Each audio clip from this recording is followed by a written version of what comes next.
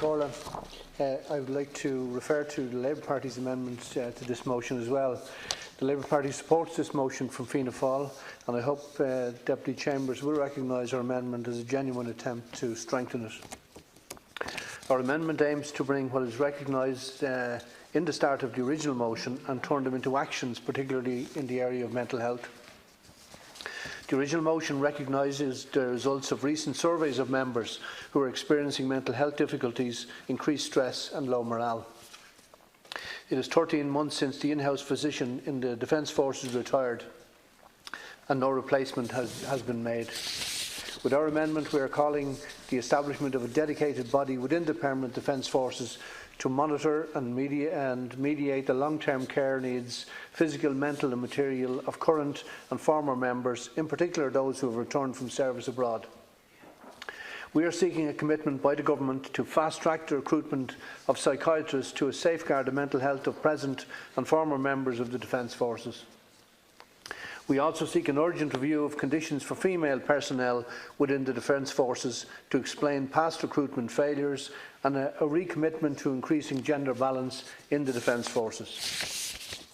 This Government is now in its fourth year, and it is an absolutely shocking indictment of this Government that no progress has been made in relation to improving and investing in our Defence Forces. In fact, a constituent wrote to me this week, and in her own words she said that the ever-increasing crisis in our Defence Forces has gotten worse in the last year. Minister, no one can disagree with that view. The very practical measures we have been calling for during this time in relation to the correct implementation of the Working Time Directive, affiliation with the Irish Congress of Trade Unions, increases in pay, in vital allowances and proper investment in barracks, equipment, facilities and amenities have all fallen on deaf ears. This is a Government uncaring of the plight of our Defence Force personnel. And I'm not referring to you, Minister, in a personal way, but I do think the Defence Forces are held in low regard by the Cabinet generally. As Labour has stated many times in this House, many of serving members are on shockingly low wages, and last year it emerged that 1760 Defence Force members are on the working family payment, but I acknowledge the Minister's challenge to that figure, and I will recheck that figure. But even if the Minister's figures are correct, and I suspect they probably are, given he's checked it, it's far too many. It shouldn't be the case in our Defence Forces that we have anybody at all on working family payment. Also, a greater gender balance is needed within our Defence Forces. Currently, there are just 596 women against a total of 8,847 Defence Force personnel. Shockingly, just 33 women have joined and remained in the Irish Defence Forces in the past 4 years. This is simply unacceptable, and it highlights general problems with regard to retention within the force. The reality is both men and women are leaving for better paid positions in the private sector with better conditions. The Defence Forces members are the lowest paid workers in the public service, and this simply needs to change. The conditions of work are unacceptable also. We have members of the Defence Forces who are on call for 72 hours at a time, which is a practice outside the scope of the Working Time Directive. Other Defence Forces in Europe, such as Sweden and Germany, have adopted their practices to meet the requirements of the Working Time Directive. For example, where the hours worked by officers are assessed over a 3-month period, and if they have exceeded the weekly 48-hour limit, they get compensatory time off at the end of the 3 months. So it is not unreasonable to expect our own Defence Forces to be treated the same. The unorthodox nature of Defence Forces work does not make it incompatible to adhere to the Working Time Directive. There is no excuse in hiding behind the nature of the work anymore. It is dishonest. What is required is real political will to support our Defence Forces and to implement the Working Time Directive. We fully support the need for a proper and robust retention policy for the Defence Forces. This Government has ploughed money into recruitment drives, but they are worth very little if they are losing members permanently at the other end. Members of RACO told the Oireachtas Committee on Foreign Affairs and Trade and Defence 2 weeks ago that over 3,200 members have left the forces from 2014 to 2018. 82% of these are being classed as early voluntary retirements. and these are members who are choosing to leave. In real terms, on an annual basis, we had a net loss of 120 members from our Defence Force in 2018, when the figures are netted off against each other, against new recruits. Our permanent Defence Forces can no longer remain a bucket with a hole in it, but with 87% of the Defence Forces earning below the average public sector wage, there is no sign that this exodus is halting anytime soon. As the General Secretary of RACO, Commander Conor King, said, the Defence Forces is currently surviving on the goodwill and loyalty of its personnel. That willingness to go over and above the call of duty to achieve the mission or complete the task. Now, this is admirable, but it is grossly unfair and it is unsustainable.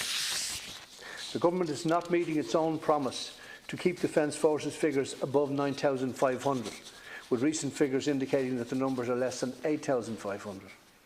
With more members leaving than are being recruited, the Government will be moving further away from its own promised target rather than closing the gap. Minister, our hope is that this motion will be passed as amended by ourselves and others. We know that the unfortunate history of opposition motions which have passed in this Dáil since its formation. They disappear, unfortunately, into a black hole, never to be seen the light of day again. Minister, this cannot happen with this motion. You cannot let it happen. You cannot leave our Defence Forces to wither and die in the vine through this Government's inaction. But that is exactly what is happening. What will be the legacy of this Government on defence? It will be a diminished force. It will be a demoralised force. It will be a disrespected force. It will be a force that has been ground to its knees with over 1,700 of its members on the working family payment. But again, that figure, I shouldn't have gone through that one again, but I do respect your challenge to that. But no amount of spin can deny these facts. The motion is a call to action.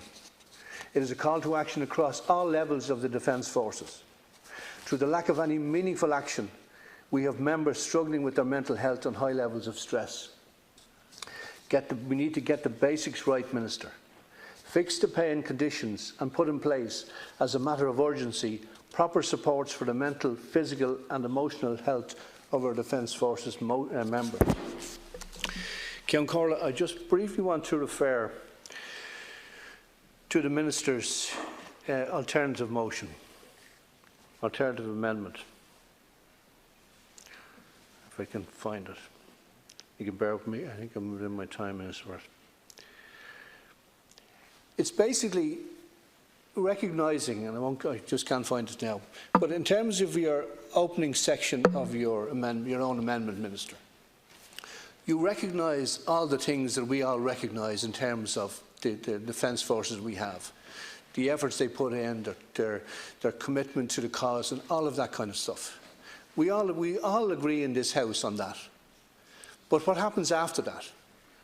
And what the members of the Defence Forces, when they hear you saying that, and when they hear us saying that, and then they realise the circumstances that they're in, they realise the major gap that exists between the rhetoric, what we say in here, and what the Government says in here about how they're respected as a body, but then the way they're treated.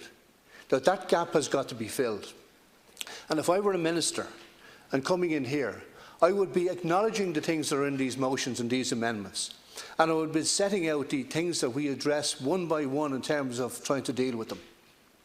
I wouldn't be putting into an alternative motion acknowledging and noting all the things that that you can dig up to note. You should be addressing the things that are wrong, and you would give me much greater respect from the people in here and from the Defence Force themselves if you come in and acknowledge the things that are, all of the things that are wrong, and say, I'm going to get them right, and one by one we're going to work on them, and here's the time scale we're going to work on them on. Thank you, Ceann Comhairle.